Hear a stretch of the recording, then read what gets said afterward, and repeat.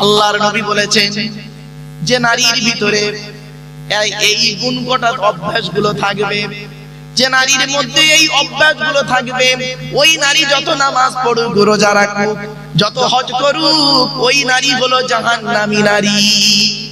মা বোনদের বলে যাচ্ছি, মায়েরা বোনেরা অনুরোধ করে মা শুনে নিন। এক নম্বরে নবীজি বললেন ওই নারী হলো জাহান্নামী যে নারী স্বামীর সঙ্গে যখন কথা বলে মেজাজ দিয়ে কথা বলে, যে নারী তার স্বামীর সঙ্গে যখন কথা বলে মেজাজ দিয়ে কথা বলে। কত মেয়ে ছেলে আছে দেখবেন গায়ের চামড়াটা সাদা, নিজের বইয়ের গায়ের চামড়া সাদা, স্বামীর গায়ের চামড়া কালো।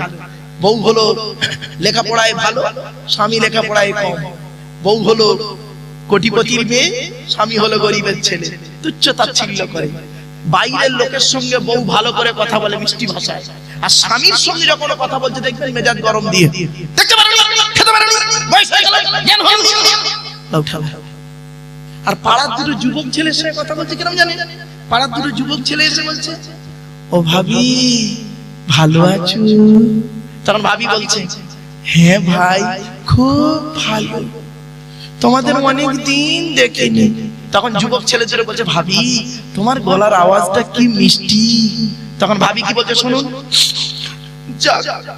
কি আর বলবো, 20 বছর তোমার ভাই আমাকে চিনতে পারলো না, তোমরাই আমাকে চিনতে পেরেছো। হ্যাঁ রে, 20 বছর তোর স্বামী তোকে চিনতে পারেনি, এই 5 মিনিটে দুটো চ্যাংড়া ছেলে তো চিনে ফেলেছে। কথাটা খারাপ ভাববেন না, একদম বাস্তব।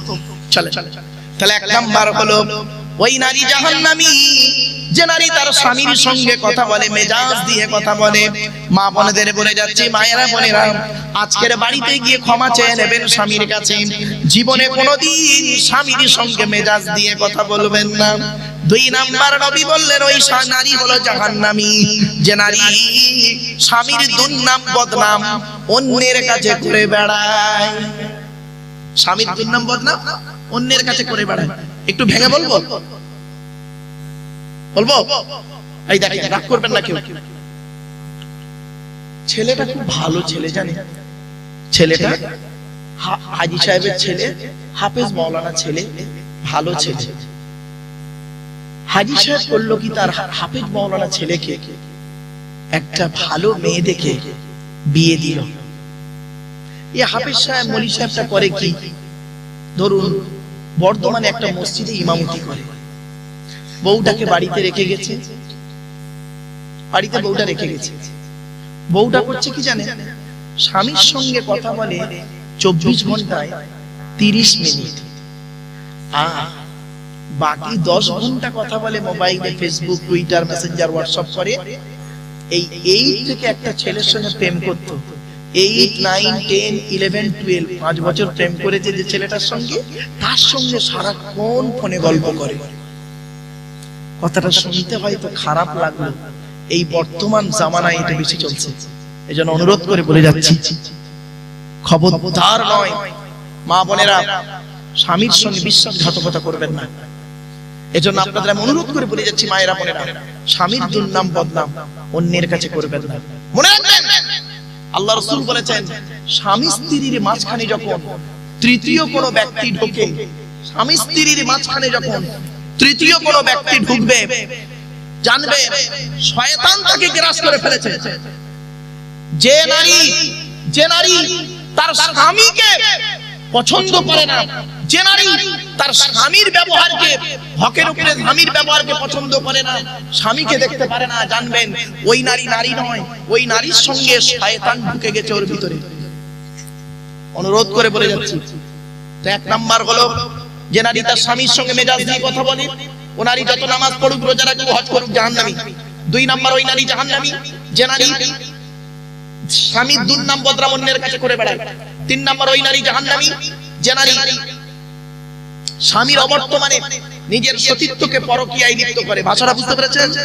খুলে আর বললাম না, বাচ্চারা আছে 2-1টা, পেছন পাকা ছেলে থাকে 2-1টা। 4 নাম্বার ওই নারী জাহান্নামী যে নারী স্বামীর পরিবারের সঙ্গে খারাপ আচরণ করে। স্বামীর পরিবারের সঙ্গে খারাপ আচরণ, তার মানে স্বামীর পরিবারকে, স্বামীর বাপ, স্বামীর মা, স্বামীর ভাই, স্বামীর বোন, অনেক মেয়ে ছেলে আছে দেখবেন স্বামীকে খুব ভক্তি শ্রদ্ধা সম্মান করে, আর স্বামীর বাপটা দেখতে পারে না, স্বামীর মায়ের দেখতে পারে না, ও নারী জাহান্নামী।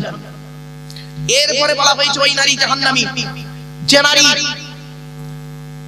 নারী স্বামী বিছানা ত্যাগ করে অন্য বিছানায় রাত কাটায়, যে নারী স্বামীর বিছানা ত্যাগ করে অন্য বিছানায় রাত কাটায়, ওই নারীর প্রতি আল্লাহ খবরদার মা বোনরা, স্বামীর বিছানা ত্যাগ করবেন না। বাস্তবটাই বলছি। আচ্ছা এই ওয়াজগুলো কেন করছি জানেন? প্র্যাকটিক্যালের সঙ্গে এই ওয়াজটা আমার রাসূলুল্লাহ ১৫০০ বছর আগে বলে গেছেন, আজ বর্তমানে মিলে গেছে সব। অনেক মেয়ে ছেলে আছে দেখবেন, এই ধরনের মেয়ে কারা আছে দেখবেন, এদের বয়স হলো ৪৫ প্লাস, ৫০ বছরের বুড়ি, ৫৫ বছরের স্বামী, বুড়ো হয়ে গেছে, অসুস্থ, হার্টের রোগী, সুগারের রোগী, খাচ্ছে কি মরছে কি ঘুমোচ্ছে কোনো খবর রাখে না, বুড়োর কোনো খবর রাখে না, বুড়ো কোথায় শুচ্ছে খাচ্ছে এসব কোনো খবরই নেই। বুড়ি কি করে জানে? ঘরে নাতিকে নিয়ে খাটে ঘুমায় আর তাহাজ্জুদের নামাজ পড়ে, তো তাহাজ্জুদের নামাজ কবুল করবে না। বাস্তবটাই বললাম আজকে। চলো এরপরে আসছি ওই নারীর প্রতি আল্লাহর গজব লানত, যে নারী তার স্বামীকে বলে তুমি আমার কি দিয়েছো, তুমি আমার কি করেছো, তোমার সঙ্গে বিয়ে হয়ে আমার জীবনটা নষ্ট হয়ে গেছে, আমার মতো মেয়ে বলে তোমার সংসারটা উদ্ধার হয়ে গেছে, অন্য কেউ হলে বুঝতে পারতে। অনেকে আবার বলে তোমার সঙ্গে বিয়ে হওয়ার আগে আমাকে কত মাস্টার ডাক্তার ইঞ্জিনিয়ার প্রফেসর এসেছিল বিয়ে করতে, আমার বাপ ভালো মানুষ বলে সেখানে দেয়নি। তবে এই দেবে কি করে? তুই তো ৯ ক্লাস কম মাধ্যমিক পাস। কি বললাম তুই তো ৯ ক্লাস কম মাধ্যমিক পাস, একটা ডাক্তার তোকে বিয়ে করবে, একটা মাস্টার বিয়ে করবে? আমি ভালো ভালো বিয়ে করেছি। কথাটা শুনতে হয়তো খারাপ লাগছে, কিন্তু অতি বাস্তব কথা বলে যাচ্ছি। বাপ খবরদার মা বোনদের বলে যাচ্ছি, মায়েরা বোনেরা স্বামীর প্রতি এরূপ আচরণ করবেন না। ভারতবর্ষে নারী নির্যাতন আইন আছে বলে কত মেয়ে ছেলে কত স্বামীকে শ্বশুর শাশুড়ি মিথ্যা মামলা দিয়ে জেল খাটাচ্ছে, ঠিক না? ঠিক। কটা প্রমাণ নেবেন? সব স্বামী বধূ নির্যাতন করে, সব শ্বশুর শাশুড়ি বধূ নির্যাতন করে? ভারতবর্ষে যেদিন পুরুষ নির্যাতনের আইন উঠবে, সেই দিন দেখবেন কত মেয়ে ছেলে জেলখানায় থাকবে। বাস্তব কথা বললাম। এজন্য বাবা মা বোনদের বলি, মা কবরে শুতে হবে। এবার আসছি, আচ্ছা এই ওয়াজগুলো করছি বলে আমার অনেক পুরুষ বাবাজিরা মনে মনে ভাবছে আজ দিচ্ছে। শোনেন, পুরুষদের বলে যাচ্ছি, এবার অসুবিধা হচ্ছে। ওই আয়াতের তাফসীর চলছে, মুসলিমাতিন মুমিনাতিন কানিতাতিন তাইবাতিন, ওই আয়াতের তাফসীরটা চলছে এখন। চলে এবার আসছি, আপনারা তো পুরুষ যারা স্বামী হয়েছেন শুনে নিন, স্বামী যারা হয়েছেন স্ত্রীদেরকে কমসে কম 17টা শিক্ষা দিতে হবে। কটা বউকে শিক্ষা দিয়েছেন? একটাও তো দেননি। দয়া করে একটু শুনে যান, অন্তত শুনে যান, দয়া করে চেষ্টা করে। 1 নাম্বার, আসসালামু ক্বাবলাল কালাম। স্বামী স্ত্রী যখন কথাবার্তা বলবে একে অপরকে সালাম দেওয়া নেওয়া করবে, আল্লাহর রহমত মহব্বত ভালোবাসা আল্লাহ বাড়িয়ে দেবে। বউকে কোনোদিন সালাম দিয়েছেন? না। শালিকে সালাম দিতে, শালিকে, আরো দাদার শালিকে ঘন ঘন মোবাইলটা মিস কল, তোর মোবাইল বাস্ট করবে। 2 নম্বরে বলা হয়েছে, স্বামীরা তোমরা তোমাদের স্ত্রীদেরকে এই শিক্ষা দান করবে, তারা যেন কোনোদিন কাবা শরীফের দিকে মুখ করে কোনোদিন থুতু যেন না ফেলে। ও নিজে পান তেরেঙ্গা খৈনি গুটকা শান্তি অশান্তি বিমল খেয়ে কোন দিকে থুতু বলে তার ঠিক নেই, বউকে বলবে কি করে? 3 নাম্বার হলো, এই স্বামীরা তোমরা তোমাদের স্ত্রীদেরকে এই শিক্ষা দান করবে, তারা যেন কোনোদিন কাবা শরীফের দিকে মুখ করে কোনোদিন পেশাব পায়খানা যেন না ফেলে। ও কোন দিকে রাস্তার ধারে বসে পড়ে তার কোনো ঠিক নেই, বউকে বলবে কি করে? তারপরে বলা হয়েছে, স্বামীরা তোমরা তোমাদের স্ত্রীদেরকে এই শিক্ষা দান করবে, তারা যেন কোনোদিন কাবা শরীফের পেছন ফিরে যেন পেশাব পায়খানা যেন না ফেলে।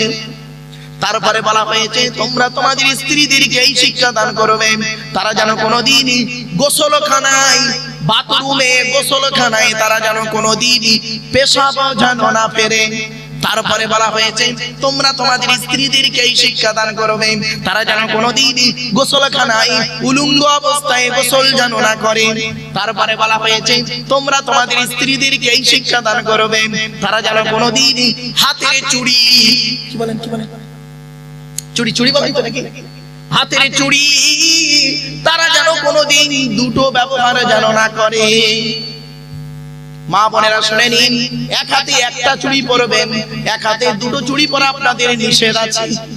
আল্লাহর নবী যখন এই হাদিসটি বললেন, আল্লাহর নবীর বাম পাশে বসেছিলেন হযরত ওমর ফারুক রাদিয়াল্লাহু তাআলা আনহু। হযরত ওমর ফারুক রাদিয়াল্লাহু তাআলা আনহু জিজ্ঞাসা করলেন, ইয়া রাসূলুল্লাহ, আমার স্ত্রী যদি এক হাতে দুই বা দুইয়ের বেশি চুড়ি পরে ক্ষতিটাই কি? আল্লাহর নবী বলেন, ওমর, তোমার স্ত্রী যদি এক হাতে দুই বা দুইয়ের বেশি চুড়ি ব্যবহার করে, ওই স্ত্রীর চুড়ির ঝুনঝুনি আওয়াজটা পরপুরুষের জন্য হলো হারাম। কি বুঝলেন মা বোনেরা? চলো, এরপরে বলা হয়েছে এই স্বামীরা তোমরা তোমাদের স্ত্রীদেরকে এই শিক্ষা দান করবে তারা যেন মাথার বালিশ, কি বলেন হুজুর, বালিশ, মাথার বালিশ তারা যেন কোনোদিন দুটো ব্যবহার যেন না করে। স্বামী স্ত্রী যখন ঘুমাবে একটি মাত্র লম্বা বালিশে মাথা রেখে ঘুমাবে। স্বামী স্ত্রী যদি এক বালিশে মাথা রেখে ঘুমায়, আল্লাহর রহমত, মহব্বত, ভালোবাসা আল্লাহ বাড়িয়ে দেবে। এই ওয়াজটা শোনার পরে অনেক মুরব্বি বাবাজি মনে মনে বলছে, ওরে মারুফ, 20 বছর আগে কেন ওয়াজটা করলি না? তোর চাচি আর শুতে নেই না। দোষটা কি আমার বাপের তো দোষ, আমার বাপ বেকতে দেরি করেছিল, রাগ করো না বাবা। এরপরে বলা হয়েছে এই স্বামীরা তোমরা যেমন খাবে স্ত্রীদের তেমন খাওয়াবে, তোমরা যেমন পরবে স্ত্রীদের তেমন পরাবে। তা বলে প্যান্ট গেঞ্জি পরাতে যাবে না, ওটা বলিনি। এরপরে নবীজি বললেন, এই স্বামীরা তোমরা তোমাদের স্ত্রীদেরকে নামাজের শিক্ষা দেবে। ও নিজেই নামাজ পড়ে না, তা বউকে বলবে কি? খালি বিয়ে করলেই বর হয়ে গেছে না, স্বামী হয়ে গেছে, আর স্বামীর পাত তলায় জান্নাত পেয়ে গেছে, এত সোজা মনে করলেন? হ্যাঁ, স্বামী হতে গেলে তার কত দায়িত্ব আছে জানেন? পেটে ধরলে মা হওয়া যায় না, জন্ম দিলে বাপ হওয়া যায় না। অনুরোধ করে বলে যাচ্ছি, বাপ কথাগুলো মাথায় রাখুন। এরপরে রাসূলুল্লাহ বলেছেন, শোনেন, স্ত্রী স্বামী স্ত্রী এক প্লেটে খাবে, আর স্বামী যদি তার স্ত্রীর গালে খাবার তুলে দেয়, খাবার যদি গালে তুলে দেয়, আল্লাহ রাসূল বলেছেন সদকা পরিমাণ নেকি হবে। কোনদিন বইয়ের গালে খাবার তুলে দিয়েছেন? না। বিয়ে করার আগে 4 বছর প্রেম করেছে, আমতলা, জামতলা, পুরীর বেলতলা, মাছতলা, ইকোপার, চিড়িয়াখানা, ভিক্টোরিয়া, জাদুঘর, তারামণ্ডল, নদীর পার্কে বসে প্রেম নিবেদন করেছে। একটা হোটেলে, রেস্টুরেন্টে ঢুকে এক প্লেট চাউমিন খাচ্ছে প্রেমিক প্রেমিকা বসে, 4 ঘন্টা ধরে মাল শেষ হয় না। এক প্লেট চাউমিন 4 ঘন্টায় মাল শেষ হয় না। আর বিয়ের পরে এক বাসন ভাত 5 মিনিটে শেষ। এই যুবক ছেলেরা শুনে নাও, বিয়ে করে ভালোবাসা ভালো, ভালোবেসে বিয়ে করা ভালো নয়। একটা হালাল, একটা হারাম, তুমি এখানে বসে সিদ্ধান্তটা নাও। বন্ধু চলেন, আর অনেক আলোচনা আছে, গেলাম না। স্বামীর যেমন দায়িত্ব আছে, স্ত্রীরও তেমন দায়িত্ব আছে। শুধু স্ত্রীর ওয়াজ করলে হবে না, স্বামীকেও ইয়ে হতে হবে। আল্লাহ রাসূল বলেছেন, বুখারীর হাদিস, আল্লাহ রাসূল বলেছেন, স্বামী স্ত্রী যদি ঘুমায় আর শুয়ে থাকে, গভীর রাতে যদি স্বামী উঠে তাহাজ্জুদের নামাজে দাঁড়ায়, আর স্ত্রীকে যদি ঘুম থেকে তুলে তাহাজ্জুদের নামাজে বসিয়ে দাঁড় করিয়ে দেয়, ওই স্বামী স্ত্রীর প্রতি আল্লাহর রহমত নাযিল হয়। বাপেরা, মা বোনদের বলে যাচ্ছি, মায়েরা বোনেরা, স্বামীর প্রতি ভক্তি, শ্রদ্ধা, সম্মান রাখুন। বাবাজিদের বলে যাচ্ছি, স্ত্রীর হকটা আদায় করুন। আল্লাহ রাসূল বলেছেন, স্ত্রীর পিতামাতার গালি দেওয়া হারাম। স্ত্রীর পিতামাতা মানে কে? শ্বশুর শাশুড়ি গালি দেওয়া হারাম। আর আপনি আপনার স্ত্রীকে কত গালি দিয়েছেন? তাকে গালি দিয়েছেন, তার গাল দিয়ে মেটে নেই, তার মরা বাপটাকে কবর থেকে তুলেছেন, তার মরা বাপটাকেও তুলে শান্তি পাননি, তার মরা মাটাকেও কবর থেকে তুলে দিয়েছেন। ঈদের দিনে হয়তো কি বলবো, আপনার খাবার তৈরি করতে একটু লেট হয়েছে, আপনি ঈদের দিন সকালবেলা তার মরা বাম্মার গালি গালাজ দিয়ে দিলেন, দিয়ে আপনি গোসল করে আতর শর্মা বেঁকে ঈদের নামাজ পড়তে যাচ্ছেন, তাই না? আর আপনার ওই নামাজ আল্লাহ কবুল করবে। কোন মনীষী সাহেব বলেছে আপনাদের? বাড়ি থেকে ভাববেন। আল্লাহ রাব্বুল আলামিন জানিয়ে দিলেন, আমার নবী যদি তোমাদেরকে এখনি তলাক দেয়, ইন তাল্লাকাকুন্না আন ইউবদিলাহু আন ইউবাদদিলাহু, তাফসীরে আছে আন ইউবাদদিলাহু, দুর্বাই পড়া যায়, আন ইউবদিলাহু আজওয়াজান খায়রাম মিনকুন্না, তোমাদের পরিবর্তে আল্লাহ পাক আমার রাসূলকে এমন নারী দান করবে যে নারীর মধ্যে 6টা গুণ পাবে। কি কি? মুসলিমাতিন, মুমিনাতিন, কানিতাতিন, তাইবাতিন, আবিদাতিন, সাইহাতিন, সাইয়্যিবাতিন ওয়া আবকারা। যে নারীদের 6টা গুণ থাকবে। কি কি?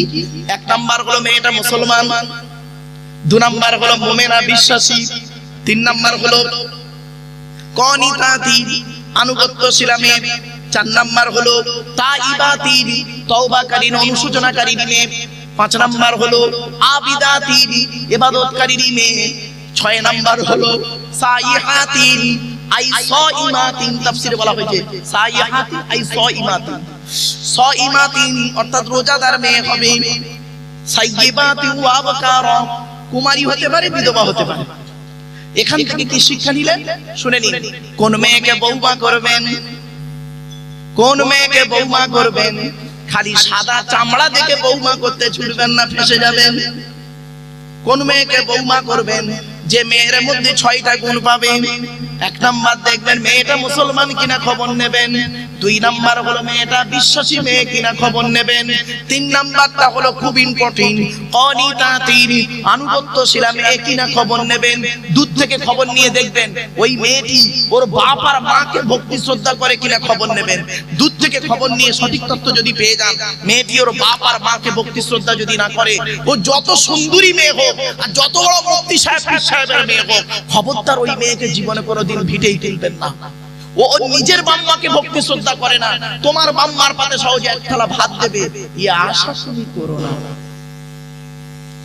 বেশিরভাগ মেয়ের সংসার নষ্ট হয়, শুনে নিন, এই মা বোনেরা শুনে নিন, বেশিরভাগ মেয়ের সংসার নষ্ট হয় মেয়ের মায়ের কান ভাঙানিতে। ঠিক না বেটি? যে মেয়ের মা যত বেশি চালাক, যে মেয়ের মা যত বেশি চালাক, ওই মেয়ের কপালে তত তাড়াতাড়ি তলাক। বাস্তবটাই বললাম। শুধু তাই না, আরো দেখেন এই নারীর পৃথিবীতে শত্রু হলো দুটো শত্রু। 1 নাম্বার শত্রু হলো কি জানেন? নারীদের সতীন। সতীন হলো নারীদের চরম শত্রু। কিরকম শত্রু দেখুন, নারীর ব্রেন দেখুন, নারীর বুদ্ধি। সতীন কেমন শত্রু দেখুন, স্বামী মরে যায় যাক, সতীন তো বিধবা হলো, ও নিজে যে বিধবা হয়ে গেছে ওর খেয়াল নেই। দ্বিতীয় শত্রু, আমার মা বোনটা দেখে যাচ্ছে, খুব চিন্তা নেই মা। দ্বিতীয় শত্রু নারী জাতিকে শুনুন, ননদ। কি বললাম? ননদ হলো নারী জাতির চরম শত্রু। এই জন্য বাবা বলে যাচ্ছি, বোনেদেরকে যখন কিছু দেবে, টাকা পয়সা, ছোলা চিনি, জামা কাপড়, শাড়ি চুড়ি যখন দেবে, স্ত্রীকে না যাইয়ে দেওয়াটাই উত্তম। আর এ বউ খারাপ বোঝে না, বউ পাগলা বিবির গোলাম, বোনকে একটা শাড়ি দিচ্ছে, বউকে জানিয়ে, জানো সোনা এইটা দিচ্ছি, ওর কলজে ফেটে যাবে। আর আচ্ছা শোন, কেন আপনারা বইয়ের অনুমতি নেবেন না? আপনাদের তো বইয়ের অনুমতি নিতেই হবে। কেন নেবেন? বাসর রাতে কি হুজুর কি বলেন, বাসর রাত না ফুলসজ্জা? কোনটা? বাসর বাসর রাতে যখন আপনি ঢুকেছিলেন স্ত্রীর ঘরে, বাসর রাতে যখন বিয়ে করে প্রথম রাতে যখন স্ত্রীর ঘরে ঢুকেছিলেন, কি বলেছিলেন? মাথা হেট করে মনে মনে কি বলেছিলেন? 50,000 টাকা আম্মা গাড়ি 5 ভরি সোনার বিনিময়ে আজ থেকে তোমার বাপের কেনা চাকর গোলাম হইয়া গেলাম, তুমি যাহাই বলিবে তাহাই শুনিব, গন্ডগোল যদি করি মারিতে দ্বিধা বোধ করিবে না, তোমার বিরুদ্ধে যদি কোনোদিন কোনো কাজ করিয়ে ফেলি তাহলে বসিরহাট থানায় বা দড়িয়া থানায় কি বদুরি যতনে কেস দিয়ে আমার বাপ আর মাকে জেল খাটাইয়া আমাকে লকাবে ঢুকাইয়া খেলানি দেবে। ভুল বললাম বুঝি না? বাস্তবটাই বললাম। শুনে নিন, ভালো স্ত্রী আর ভালো মিস্ত্রি, ভালো স্ত্রী আর ভালো মিস্ত্রি কিরকম জানেন? ভালো মিস্ত্রি ঘর বানায়, ভালো স্ত্রী ঘর সাজায়। কিছু বুঝতে পারছেন? ভালো স্ত্রী হন মা বোনেদের বলে যাচ্ছি। শুধু তাই নয়, নারীর আর একটা দিক দেখুন। নারী যখন বউ হয়, নারী যখন বউ হয় তখন আলাদা খাবার লাইন করে। ওই নারী যখন শাশুড়ি হয় একসাথে খাবার হাদিস শোনে। ঠিক না বেঠিক? ও যখন বউ হয়েছে তখন আলাদা খাবার লাইন করে। নারীর আর একটা চরিত্র দেখুন। নারী যখন নারী স্বামীর বৈধ সম্পর্ককে মেনে নেয় না, অবৈধ ইনকামটাকে খেয়ে নেয়। বাস্তব বলছি, একটা উদাহরণ খুলে বলে দিই। আপনার স্ত্রী ধরুন 5 বছর অসুস্থ, 5 বছর অসুস্থ। আপনি এখানে ওয়াজে শুনেছেন, কোরআনে আল্লাহ বলেছেন 2, 3, 4টে বিয়ে করতে। ন্যায় বিচার করতে পারলে তুমি 4টে বিয়ে করো, যদি ন্যায় বিচার করতে না পারো তাহলে একটা বিয়ে করো। কোরআনে বলা আছে। ওয়াজটা শুনে আজকের বাড়ি থেকে বউকে বলবেন, দেখো তুমি তো আজ 5 বছর অসুস্থ, আর কত তোমার সেবা করব, আমারও তো বয়স হচ্ছে, যদি তুমি কিছু মনে না করো একটা কথা বলবো। বউ প্রথম বলবে, বলো বলো। আল্লাহ পাক তো কোরআনে বলেছে 2, 3, 4টে বিয়ের কথা, যদি তুমি কিছু মনে না করো তাহলে কালকে একটা বিয়ে করে আনবো, সেই মেয়েটা তোমারও সেবা করবে আমারও সেবা করবে, তুমি তো উঠতেই পারছো না। কি বলবে জানেন? সঙ্গে সঙ্গে উঠে বলবে, কে বলে উঠতে পারি? কে বলে উঠতে পারিনি? আমি ঠিক আছি, ও শরীর ভালো হয়ে গেছে। কথাটা বাড়ি থেকে ভাব। চলো তো এবার আসছি, নারী স্বামীর বৈধ সম্পর্ককে মেনে নিল না, ভালো কথা। অবৈধ ইনকামটা খেয়ে নেয়। আজকে হারাম ইনকাম করে আপনি স্ত্রীকে দেন, আপনার স্ত্রী হারাম টাকায় সোনার গহনা পরে আপনার সামনে এসে দাঁড়াবে। তাহলে নারী স্বামীর বৈধ সম্পর্ককে মেনে নিল না, অবৈধ ইনকামটাকে খেয়ে নিল। এই হলো নারী। আজকের যে আলোচনা করছি বাবা, এই সূরাটির তাফসীর, এই সূরাটির তাফসীর আমি এক জায়গায় করেছিলাম 5.5 ঘন্টা, 5.5 ঘন্টা। কিন্তু এখানে আমি বলেছি সোনার লোকের অভাব, ধৈর্যের অভাব। চলে শেষ করে দেবো। আজকের আপনারা বাড়ি যাবেন প্রত্যেকেই কম বেশি, যাবার পর বাড়িতে গিয়ে নিজেই বুঝতে পারবেন আপনাদের বাড়িতে আমাদের বাড়িতে 4 শ্রেণীর মেয়ে ছেলে আছে। কয় শ্রেণীর? 4 শ্রেণীর মেয়ে আছে। কে কে আছে? আপনার স্ত্রী, আপনার মা, আপনার বোন, আপনার মেয়ে, তাই তো নাকি? অনেকের মা মরে গেছে, বাদ দেন। অনেকের মেয়ের বিয়ে হয়ে গেছে, বাদ দেন। অনেকের বোনের বিয়ে হয়ে গেছে, বাদ দেন। স্ত্রী তো আছে। শুনে নিন, এই 4 শ্রেণীর মেয়ে ছেলে আপনার আমার বাড়িতে আছে। আজকের বাড়িতে গিয়ে নিজেই বলতে পারবেন আমার মা, বোন, মেয়ে, বউ জান্নাতি না জাহান্নামী। শুনে নিন, ঈমানের 70টা ভাগ। আল ঈমান ও বিজু মুসাবউনা শুবা, 70টা শাখা প্রশাখা গো বাপ। আলোচনা অনেক দীর্ঘ। চলো, এতক্ষণ আপনাদের কাছে বিভিন্ন দিক নিয়ে আলোচনা করলাম, অনেক কথা আপনাদেরকে জানানো ছিল। মোটামুটি 5টা আয়াত নিয়ে আলোচনা, মানে 12টা আয়াত আর যেতে পারলাম না।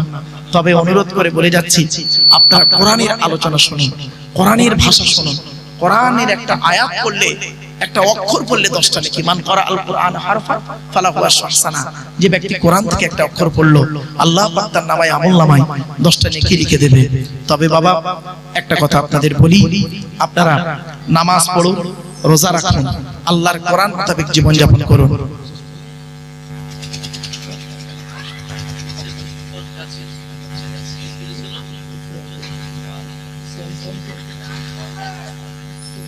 আমার বাপেরা, আপনাদেরকে বলছি,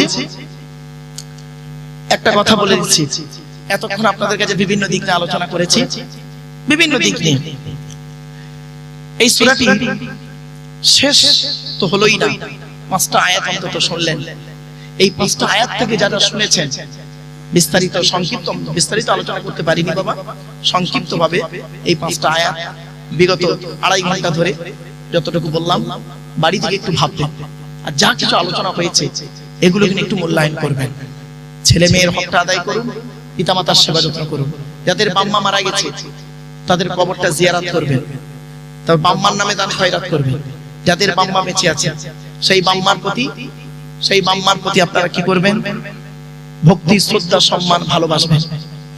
এজন্য আপনাদেরকে আমি অনুরোধ করে যাচ্ছি, সাথে সাথে ওই কাগজ, হ্যাঁ এটা এটা এটা বলছেন।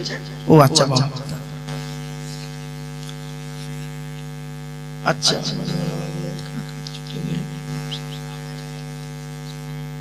আচ্ছা আচ্ছা, আপনি ওই অবস্থায় কি করবেন? আপনি ওই অবস্থায় কোরআন তেলাওয়াত করবেন। আপনি সূরা ফালাক বলুন, কুল হুয়াল্লাহ সূরা বলুন, বা ওদিকে সূরা মানে সূরা বাকারা থেকেও পড়তে পারেন, অসুবিধা নেই। যদি দেখেন ইমাম সাহেব আপনি মাগরিবের নামাজ পড়তে গেছেন মসজিদে, ইমাম সাহেবের এক রাকাত হয়ে গেছে। ধরুন ইমাম সাহেব প্রথম রাকাতে সূরা কাফিরুন পড়েছে, আর দ্বিতীয় রাকাতে উনি পড়েছেন আপনার সূরা নাস। আপনি দ্বিতীয় রাকাতটা পেয়েছেন, আপনাকে তো একটা রাকাত মেলাতে হবে, তবে 3 রাকাত হবে। আপনি সহজ সরল মসলাটা জেনে নিন, আপনি প্রথম থেকেও পড়তে পারেন, অসুবিধা নেই। ফাকরাউ মা তায়াসসারা মিনাল কুরআন, এটা মাথায় রাখবেন। এ নিয়ে বিতর্ক ঝামেলা ঝগড়ায় না গিয়ে, ইমামদের ইখতিলাফ আছে, একটা কাজ করবেন, ইমামদের ইখতিলাফ গুলো এই জনসমকক্ষে খুব বেশি আলোচনা না করে চেষ্টা করবেন ইমামদের ইখতিলাফ গুলোকে সহজ ভাষায় মানুষকে বোঝানো। সহজ ভাষায় আমরা অনেক সময় কি করি, আইম্মা হযরতদের ইখতিলাফ গুলোকে এমন ভাবে মানুষের কাছে তুলে ধরি, খুব কঠিন অবস্থা করে দিই। ছোট্ট একটা উদাহরণ দিচ্ছি আপনাদের। কুরবানি সুন্নত না ওয়াজিব? বলুন তো বাবা, বলুন, জোরে বলুন। ওয়াজিব। তো এই ওয়াজিবটা আপনারা কোথায় পেলেন? মাওলানা সাহেবরা বলেছেন নাকি? এইখানেই তো হয়েছে কথা, শুনেন। কুরবানি ওয়াজিব, কুরবানি সুন্নাত। কুরবানি ওয়াজিব হলো ইমাম আবু হানিফা রাহমাতুল্লাহ আলাইহির মতে, আর কুরবানি সুন্নাত হলো ইমাম শাফি রাহমাতুল্লাহ আলাইহির মতে। হাদিস কি? দুটোই হাদিস আছে। ইমাম আযম আবু হানিফা রাহমাতুল্লাহর হাদিস আছে, আবার ইমাম শাফি রাহমাতুল্লাহ আলাইহির হাদিস আছে, দুজনেই হাদিস আছে। হাদিস দুটো বলছি, শুনুন তো। ইমাম আযম আবু হানিফা রাহমাতুল্লাহ আলাইহি যে হাদিসকে সামনে রেখে কুরবানি ওয়াজিব বলেছেন, তার হাদিসটার বাংলা মানেটা শুনুন।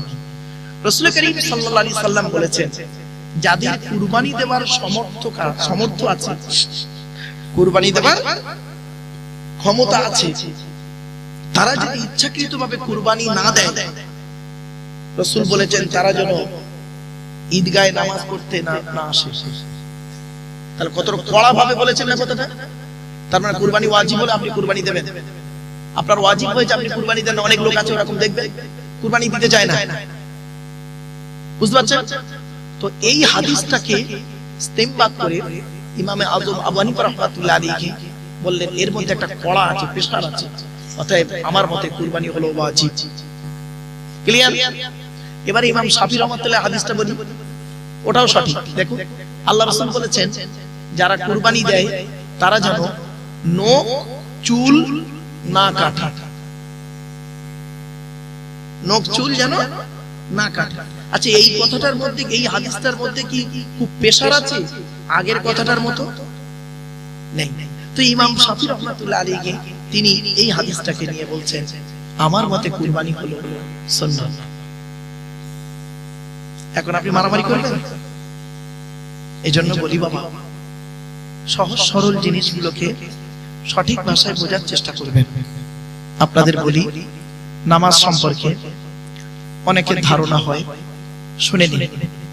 যারা ইমামে আযম আবু হানিফা রাহমাতুল্লাহ আলাইহির মতাদর্শের মানুষ, তারা যেভাবে নামাজ পড়ে, ইমাম শাফি রাহমাতুল্লাহ আলাইহির মতাদর্শের মানুষ একটু ডিফারেন্স আছে। আবার ইমাম আহমদ বিন হাম্বল রাহমাতুল্লাহ আলাইহির মতাদর্শের মানুষ ইমাম শাফির মতাদর্শের মানুষের সঙ্গে সামান্য একটু ডিফারেন্স আছে। কিন্তু ইমাম মালিক রাহমাতুল্লাহ আলাইহির মতের মানুষ একদম অনেকটাই আলাদা। আপনারা কি জানেন? আচ্ছা বাবা, এক মিনিট, আমরা নিয়ত বাঁধি তো, নামাজের নিয়ত বাঁধি তাহতা সুররা ফাওকা সুররা, নাভির নিচে নিয়ত বাঁধি, নাভির উপরে নিয়ত বাঁধি, নাভির উপরে নিয়ত বাঁধি। তো দুটোই সহিহ হাদিস। নাভির নিচে হাদিস আছে চারখানা হাদিস। আমি কিতাবুল সালাতের আলোচনা করতে গিয়ে সূরা বাকারা আল্লাযীনা ইউমিনুনা বিল গায়বি ওয়া ইউকিমুনাস সালাত ওয়া ইউকিমুনাস সালাত তাফসীর করতে গিয়ে এই হাদিসগুলো ওখানে তোলা আছে। আর বেশ কিছু কিতাবুস সালাতের বেশ কিছু হাদিস তোলা আছে। ইমামদের ইখতিলাফগুলো আমি তুলে দিয়েছি। ওখানে ইমাম শাফি রাহমাতুল্লাহ আলাইহি বলেছে, ইমাম আবু হানিফা রাহমাতুল্লাহ আলাইহি বলেছে, ইমাম মালিক রাহমাতুল্লাহ আলাইহি বলেছে। আপনার মানা না মানা আপনার ব্যাপার। তবে একটা কথা মনে রাখবেন, কুল্লু হিজবিন বিমা লাদাইহিম ফারিহুন। এই আয়াতটা কোরআনে দুই জায়গায় আছে। আল্লাহ পাক বলছেন প্রত্যেকটা দল তার মতের উপরে খুব খুশি। ঠিক না বিদ্যা? প্রত্যেক দল বলে আমি জান্নাতি, আমি হক পথে আছি। আসল হক পথে কি আছে তিনিই জানেন। আল্লাহ রাসূল বলেছিলেন বনি ইসরাইলের মধ্যে ৭২টা দল হয়েছিল, আমার উম্মতের ভিতরে ৭৩টা দল হবে, ৭২টা জাহান্নামী হবে, একটা জান্নাতি হবে। তখন সাহাবীরা জিজ্ঞাসা করলেন, ইয়া রাসূলুল্লাহ, সেই দলটার নাম কি? রাসূল বললেন, মা আনা ওয়া আসহাবী, আমি যে দলে আছি, আমার সাহাবীরা যে দলে আছে। কিছু বুঝতে পারছেন বাপেরা? অতএব আপনারা এই সমস্ত জিনিসগুলো নিয়ে নিজেদের মধ্যে বিতর্ক না করে ইমামে আযম আবু হানিফা রাহমাতুল্লাহ আলাইহির মতে যারা চলে, তারা ইমাম আবু হানিফা রাহমাতুল্লাহ আলাইহির মতটাকে ভালোভাবে মানবেন। যারা ইমাম শাফির মতটাকে মেনে চলে, ইমাম শাফির মতটাকে ভালোভাবে মানবেন।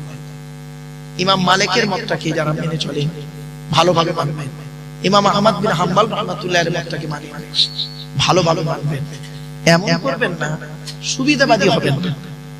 সুবিধাবাদী হবেন, হ্যাঁ, সুবিধাবাদী হবে। এখান থেকে কিছু ওখান থেকে যা করতে যাবে না। যে মতকে মানে সেই মতটাকেই মানবেন। প্রত্যেকটা মতই কোরআন হাদিসের পক্ষে, এটা সবসময় জানেন। প্রত্যেকটা মত, কোন মতকে খারাপ বলেনি কেউ। কোন মত কোরআন হাদিসের বহির্ভূত নয়। চারটি ইমামের যে মাসলাগুলো বেরিয়েছে কোনটাই এ নয়। একটা ছোট্ট বলবো, উদাহরণ দেবো। হ্যাঁ,